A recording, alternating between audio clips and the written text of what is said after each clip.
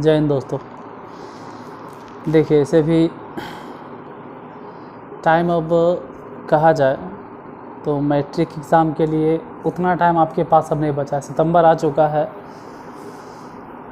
आधा क्या लगभग सितंबर ख़त्म ही है, तो अक्टूबर, नवंबर, दिसंबर, जनवरी, मात्र 4 महीना आपके पास है।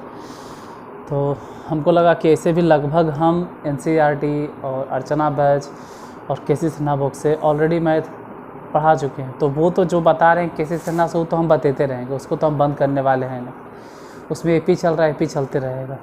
फिर लगा जब 2024 एग्ज़ाम नज़दीक आ गया है तो रैंडमली टॉपिक उठाकर जो एग्ज़ाम में आने का चांस रहता है, जैसे 2 चर रैखिक समीकरण, हर साल एकदम पक्का है कि एक एग्ज़ाम आना ही आना है, एकदम गारंटी है कि आना है।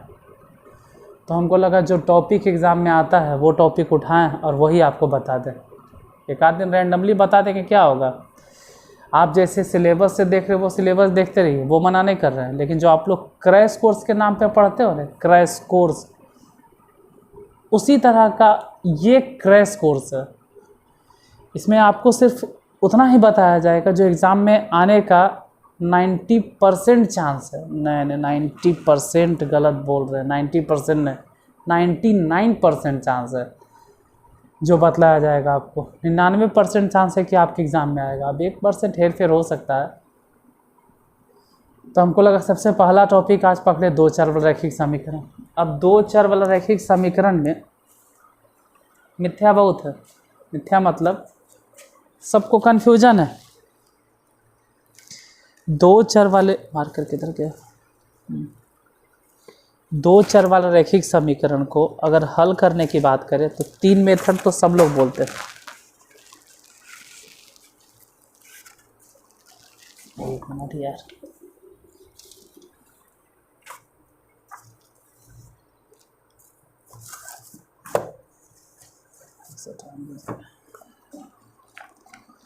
तीन मेथड जो जनरली एनसीईआरटी बुक में मिलता है उसका जिक्र सब करते हैं। एक है दूसरा मेथड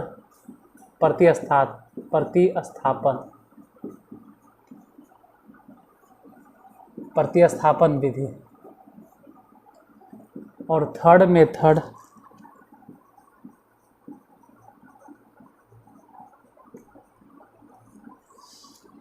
लुप्तीकरण विधि,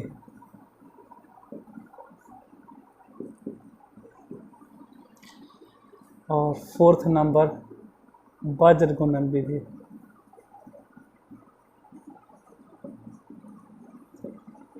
बस यही 3 मेथड के बाद सब करते हैं, जबकि इसके अलावा भी 2 होता है। एक पहला मेथड जिसका जिक्र एनसीईआरटी में नहीं है, तो हम लोग भी नहीं करते हैं और आप लोग भी नहीं करते हैं, ना ही कोई टीचर करते हैं। अफसोस तो तब आता है जब आपको गलत बताया जाता है। देखिए, छोटा मोटा गलती होना, गुना में गलती होना, जोड़ में गलती होना, रूट लेने में गलती होना, ये सब हमसे भी गलती होता है। तो शायद किसी से गलती हो सकता है, इंसान ही है जो भी पढ़ा रहा हो, मेरे जैसा वो भी इंसान होगा, तो हो सकता है गलती हो जाए। लेकिन हम देखें तो हमको लगा कि बता देना चाहिए। जैसे पहला मेथड क्या होता है, तुलनात्मक विधि।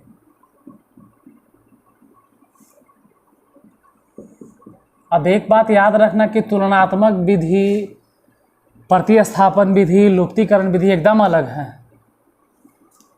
ठीक है, किसी को हम सुन रहे थे पूरा 1 घंटा तक सुनते रहे, जैसे गलती होता है तो 1 मिनट, 2 मिनट, 5 मिनट, एक हिसाब में, 2 हिसाब में, 3 हिसाब में, आधा घंटा गलती बोलोगे, 1.5 घंटा तक आप गलती बोल रहे हो। तुलनात्मक विधि, तुलनात्मक विधि, तुलनात्मक विधि, हिसाब को तुलनात्मक विधि बनाइए। दरअसल मेरे घर में भी बच्ची है, तो हम हिंदी या संस्कृत नहीं पढ़ाते, तो वो पढ़ रही थी। अब देखे कि वही मैथ पढ़ा रहा है, तुलनात्मक विधि गलती से बोल रहा है। 1.5 घंटा तक उसके ऊपर वही बोलते रहा, तुलनात्मक विधि, गलत बोल रहे हो बाबू, तुलनात्मक विधि वो नहीं है, वो लुप्तीकरण विधि है। लुप्तीकरण को आप एक नाम और दे सकते हैं, इसका एक और नाम है विलोपन विधि। और इसी वजह से हमको रहा नहीं गया, तो हमको लगा चलो भाई मैथ पढ़ाते बता देते कि लुप्तीकरण को विलोपन कह सकते। तुलनात्मक अलग विधि है जिसके बारे में एनसीईआरटी में कहीं कोई जिक्र है ही नहीं।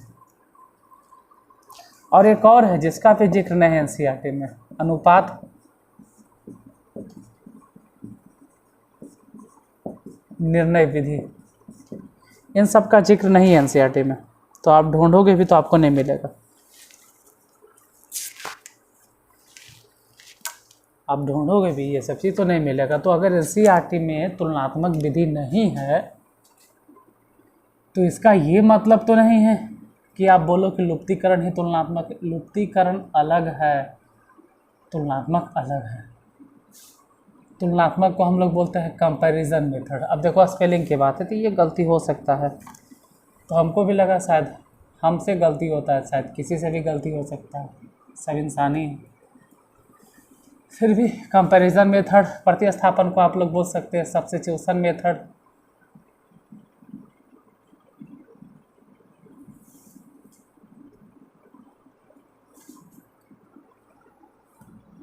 और तुलनात्मक विधि को हम लोग एलिमिनेशन मेथड कह सकते हैं।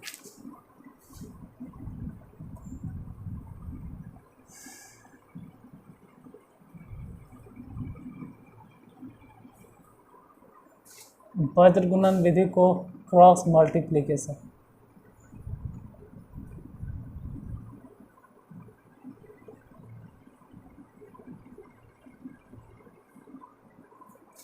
अनुपात निर्णय विधि, इसका तो कहीं कोई जिक्र भी नहीं है, पचमा का।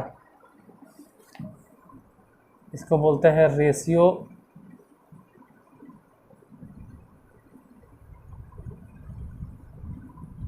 डिटर्मिनेशन मेथड, इसका तो दूर दूर तक कहीं कोई जिक्र विक्र नहीं।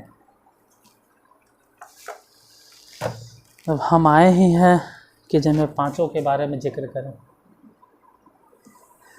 देखिए, प्रतिस्थापन विधि इसी चैनल पे पूरा डिटेल में बताया हुआ है, पूरा एकदम डिटेल से। आप दो चररैखिक समीकरण जाके चेक कर लीजिए। उसके बाद विलोपन विधि भी पूरा डिटेल में एकदम बताया हुआ है। वज्र गुणन विधि भी एक्सप्लेन किया हुआ है। रह गया ये दोनों, और यही दोनों के लिए हम आ जाएं कि ये दोनों बता देते हैं आपको। तो स्टार्ट करते हैं पहले नंबर, तुलनात्मक विधि।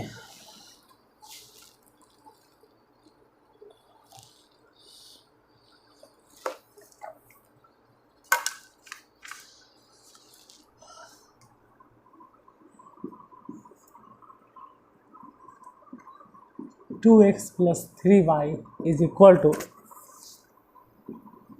19। दूसरा है 3x प्लस 4y बराबर 26। ध्यान दीजिएगा, ये तुलनात्मक विधि नाम से ही पता चल रहा है, तुलनात्मक। तुलनात्मक मतलब कंपैरिजन करना। अब इसमें करना क्या होता है? समीकरण फर्स्ट 2x प्लस 3y बराबर 19।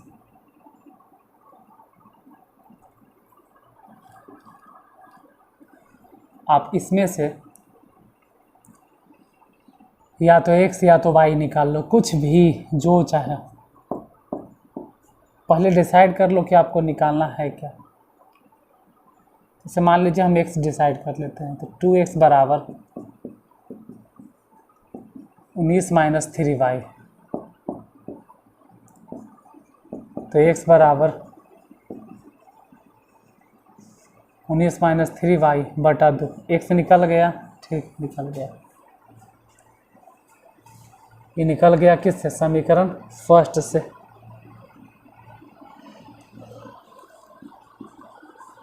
अब समीकरण सेकेंड से। समीकरण सेकेंड है 3x प्लस 4y बराबर 26। ध्यान दिए हम क्या किए? समीकरण फर्स्ट में से x निकाल कर रखें, और अब हम समीकरण सेकेंड लिखें, इसमें से भी x निकालेंगे। तो 3x बराबर 26 माइनस 4y, तो x बराबर 26 माइनस 4y या बटा में 3। देखो यहाँ से भी x निकला, लेकिन ये समीकरण फर्स्ट था और ये वाला समीकरण सेकेंड। अब दोनों समीकरण में से जो x निकला उसको बराबर कर दो। जैसे यहाँ x कितना निकला, 19 माइनस 3y बराबर 2 बराबर x लिखना चाहिए था, लेकिन नहीं लिखेंगे। क्यों?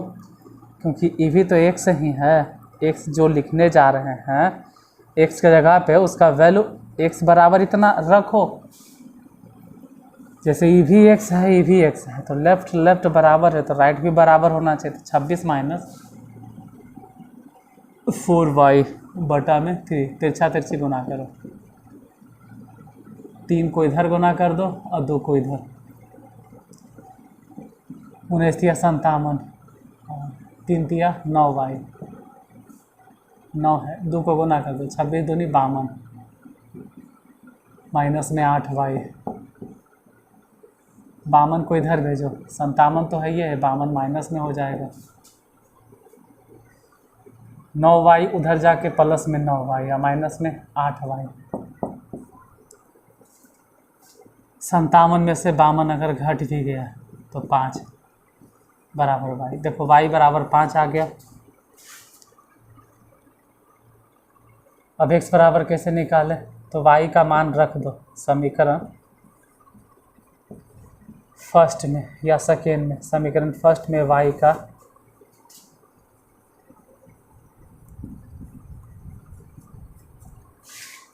मान रखने, समीकरण फर्स्ट कितना, कहीं भी रख दो, फर्स्ट में चाहे सेकेंड में, इसे फर्स्ट में रखो। 19 माइनस 3 y मैंने 5, y मैंने 5 बटा 2, तो कितना हो गया 19 आई 5 या 15, 19 में से अगर 15 घट गया तो 4 बटा में 2, यानी x बराबर कितना निकला, क्योंकि x से बराबर लिख रहे थे तो x बराबर 2 हो गया और y बराबर 5। यानी हल क्या लिखोगे, तो हल लिखोगे कि x बराबर 2 और y बराबर कितना 5, यही होगा।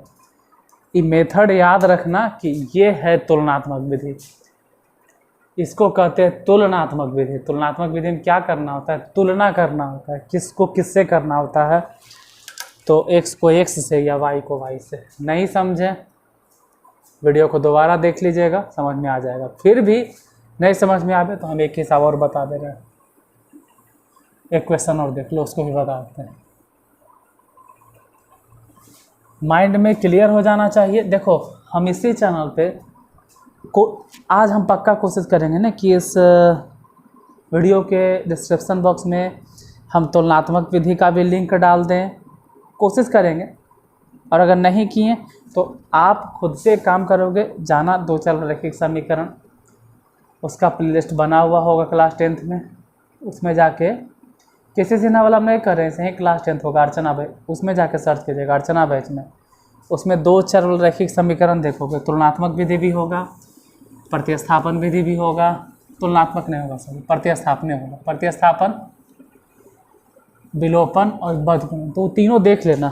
फिलहाल तो हम कन्फ्यूजन दूर कर ले आए हैं कि तुलनात्मक अलग चीज़ है यार, तीनों से हट के है, तुलनात्मक का जिक्र एनसीईआरटी में नहीं है।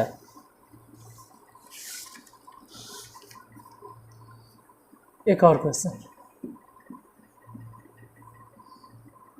3x प्लस 5y बराबर 7, 5x प्लस 12y बराबर 14।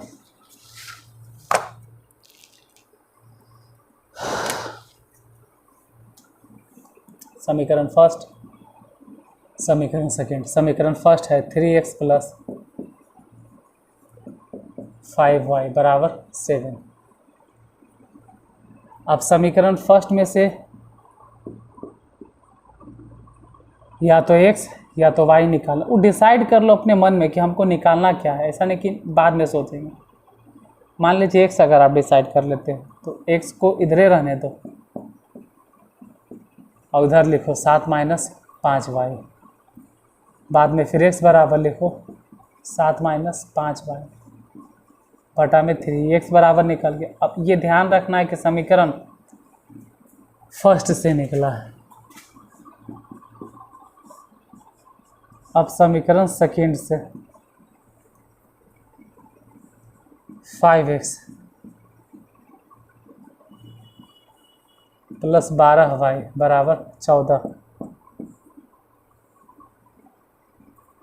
अब अगर समीकरण फर्स्ट में से x निकाले हो तो सेकेंड से भी x ही निकालना है। तो 5x बराबर कितना,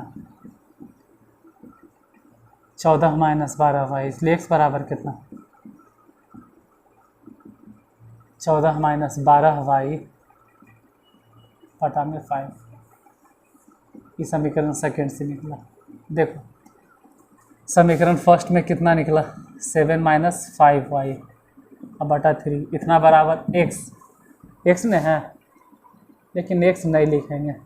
x के जगह पे इसका वैल्यू जो दूसरा समीकरण में से निकला ना x का मान, वो हम पहले समीकरण में रखेंगे। या फिर ऐसे समझो कि लेफ्ट साइड बराबर है तो राइट साइड मतलब इतना और इतना बराबर होगा।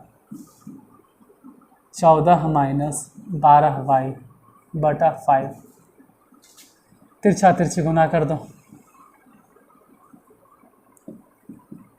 गुने कर दो 7 से डायरेक्ट दो, गुणन करना 7 पचे 35 और 5 पचे 25y बराबर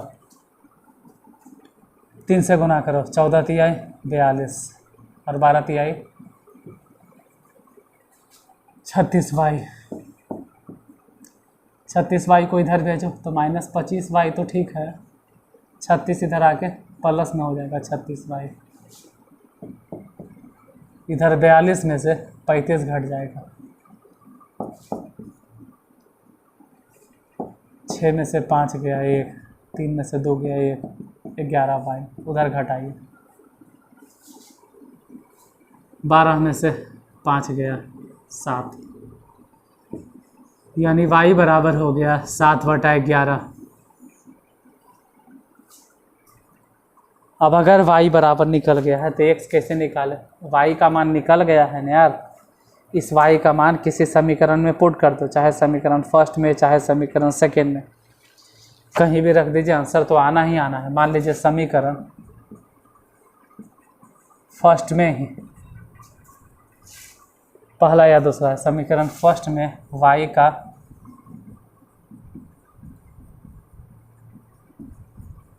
मान रखते हैं, इधर रख देते हैं। समीकरण फर्स्ट यहाँ से भी देख सकते हो, नीचे दिखाई दे रहा, चलिए नीचे रख देते हैं। x बराबर 7 माइनस 5y, 5 और y माने कितना, 7/11 बटा में 3 है तो 3। अब इसको इधर लिख देते हैं, x बराबर 7 तो 7 लिखो माइनस में 7 पचे 35 बटा 11 और बटे में 3,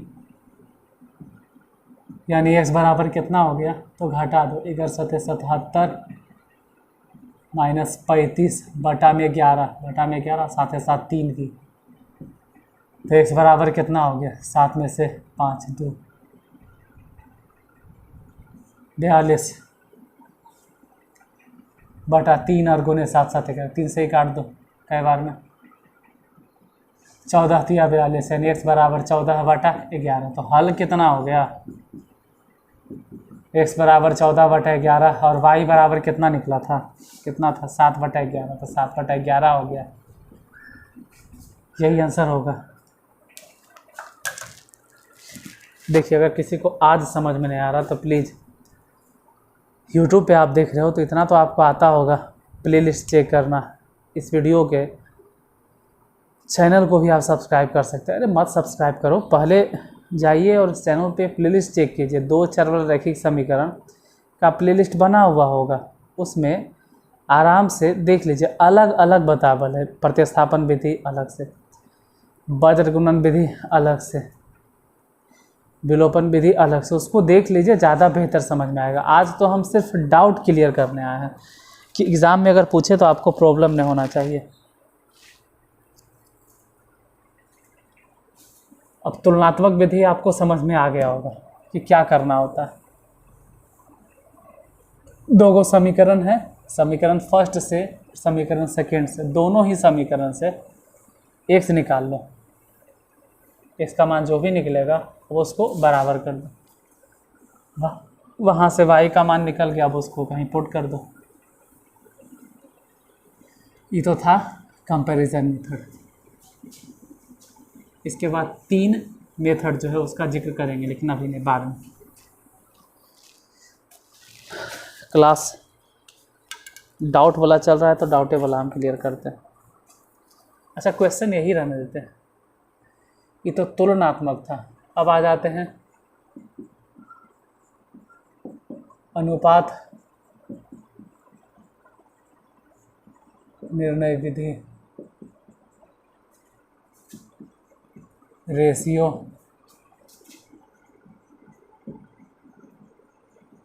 डिटर्मिनेशन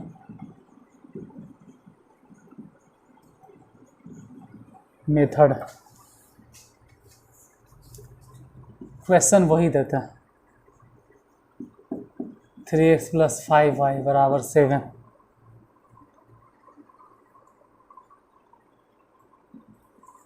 समीकरण फर्स्ट, दूसरा समीकरण 5x + 12y = 14।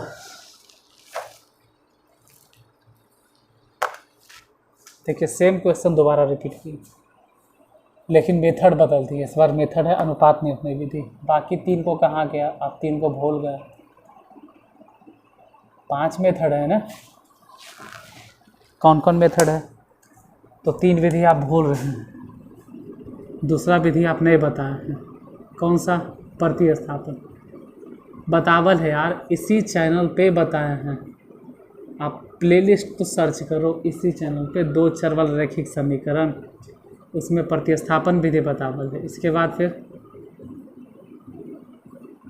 विलोपन विधि, ये भी बतावल है। विलोपन विधि को ही कहते हैं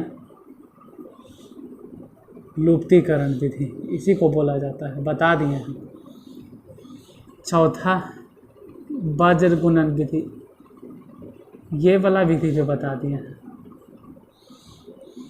लेकिन हम किसी को देखें कि विलोपन विधि को गलती से बोल रहा है कि तुलनात्मक विधि, गलत है बाबू।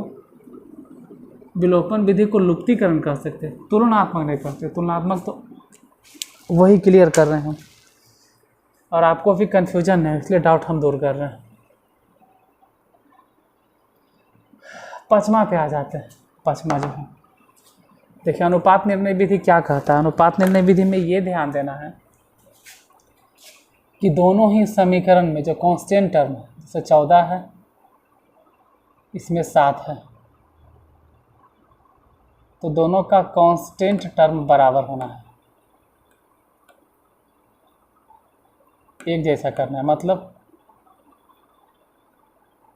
मतलब कि अगर ये वाला 7 है तो इसको 14 बना दो,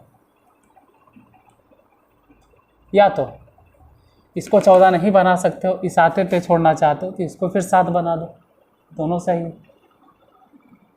तो अगर इसको 7 बनाएंगे तो समझ रहे हो, सभ्य में 2 से भागा देना ज़्यादा टफ लगता है। उससे अच्छा है कि समीकरण फर्स्ट में 2 से गुना कर दो, सभ्य में 2 से गुना कर दो, तो ये हो गया 3 दूनी 6x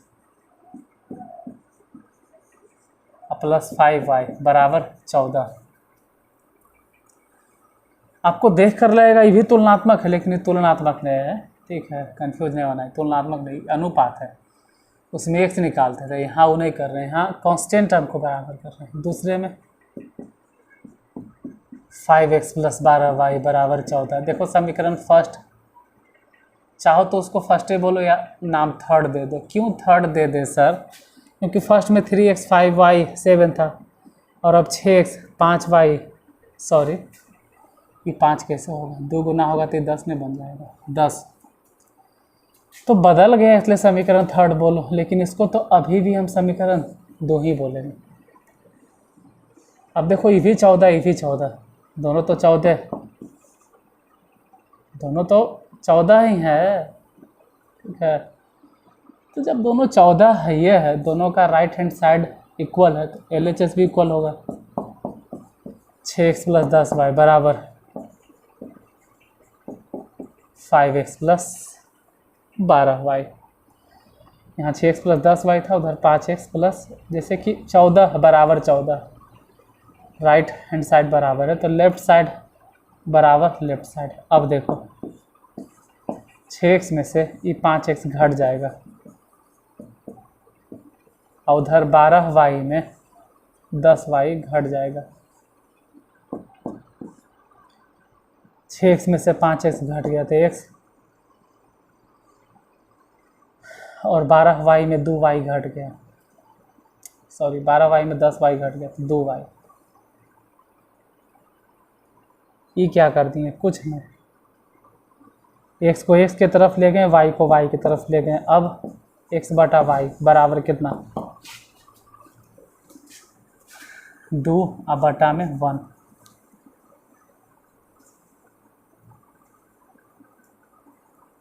अब क्या करें,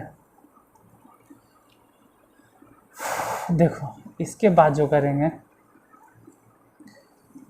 वो हम कंपेयर करेंगे। मतलब क्या कंपेयर करना होगा, कंपैरिजन या अनुपात निर्णय विधि है। तो ऐसे सिचुएशन में याद रखना है कि x के सामने कितना दिखाई दे रहा है, 2, और y के सामने कितना दिखाई दे रहा है, 1। तो x के सामने 2 रख दो और y के सामने 1 रख दो, तो बन जाएगा। हाँ हाँ बन जाएगा। मतलब देखिए x के जगह पे 2, लेकिन कांस्टेंट के गुना कर दीजिए, ये ध्यान रहे, क्योंकि अनुपात में, बटा मतलब अनुपात में, और y मतलब 1, लेकिन 1 ना 1 के रख दीजिए। क्यों, क्योंकि अनुपात में है। जैसे इसी को ऐसे भी तो हम समझा सकते हैं, ध्यान से देखो नीचे वाला लाइन में, x अनुपात y बराबर 2:1, ज़्यादा नीचे नहीं चलेगा।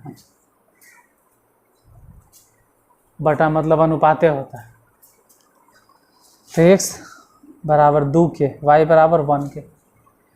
अभी 2 और 1 किसी भी समीकरण में, किसी भी समीकरण में, कोई भी समीकरण में, समीकरण फर्स्ट में, समीकरण सेकेंड में, कोनों में, समीकरण फर्स्ट में तथा सेकेंड में जो कहो, समीकरण फर्स्ट में x तथा y का मान रखने के, समीकरण फर्स्ट में रख दी। छोटा कितना था फर्स्ट, 3, और x माने कितना, 2 के,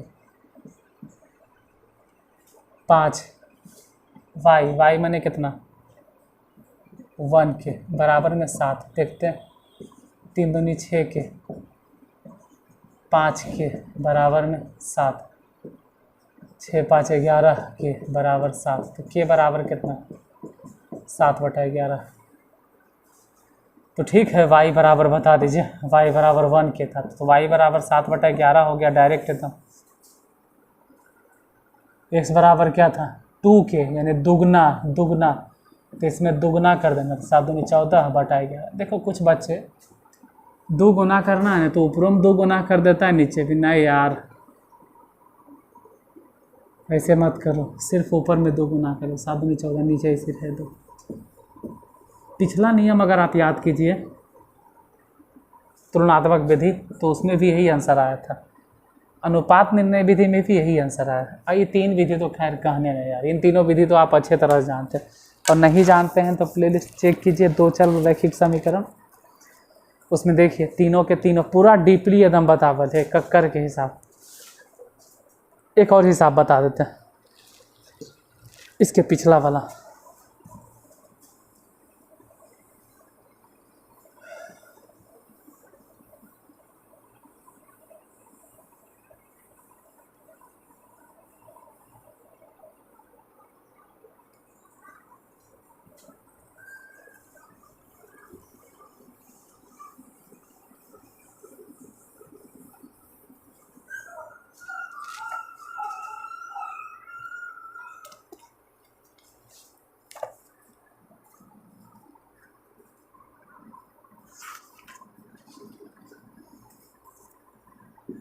वही वाला क्वेश्चन जो हम आते के साथ दिए थे, 2x प्लस 3y बराबर 19।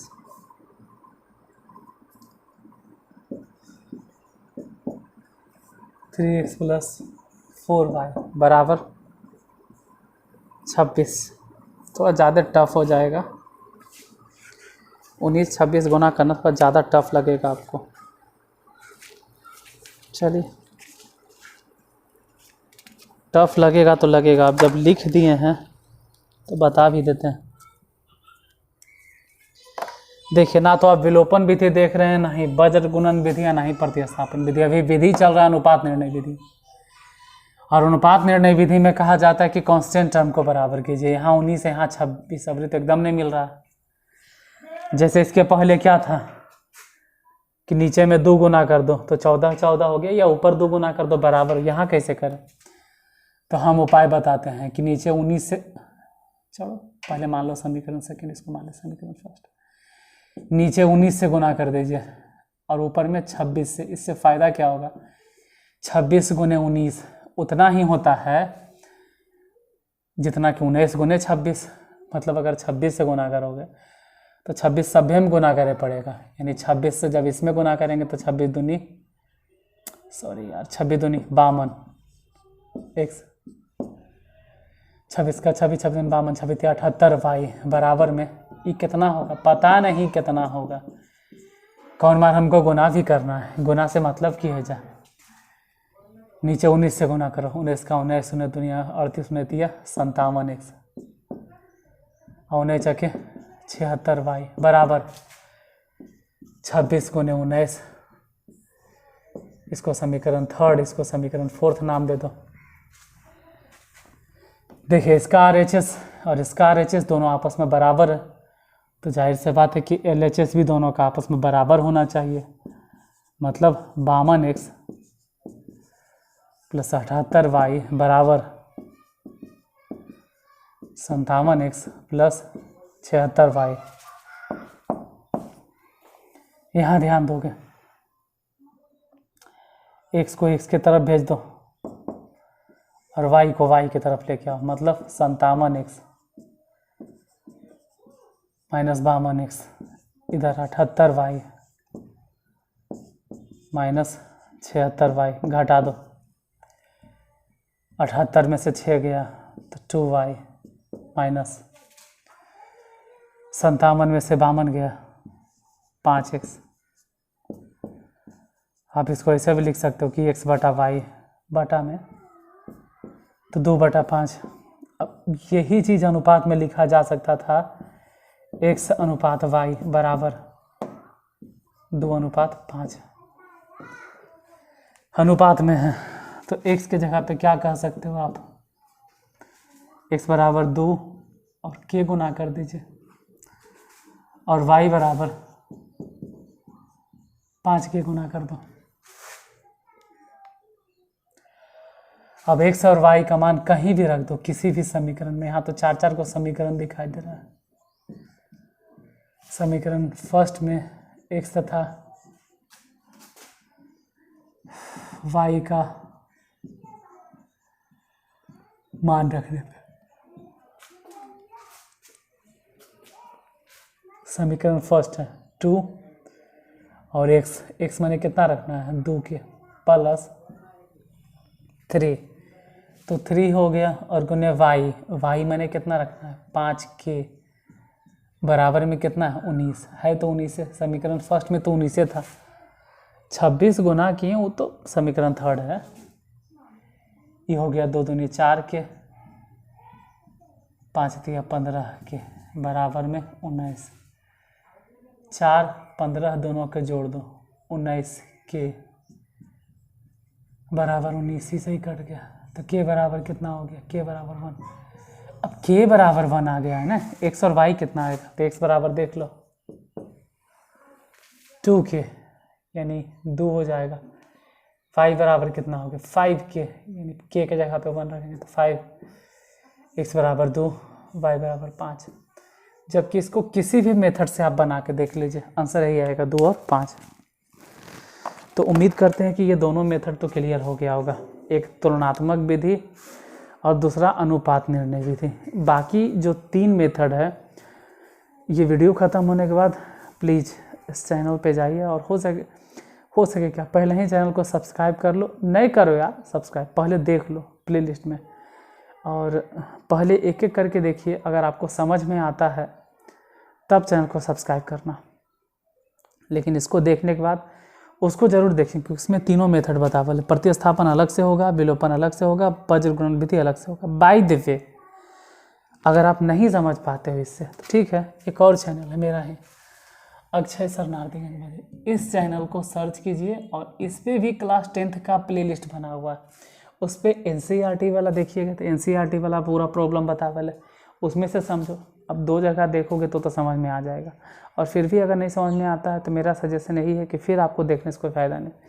इसका मतलब है कि हम समझा नहीं पा रहे हैं आपको, हम उस लायक हैं नहीं।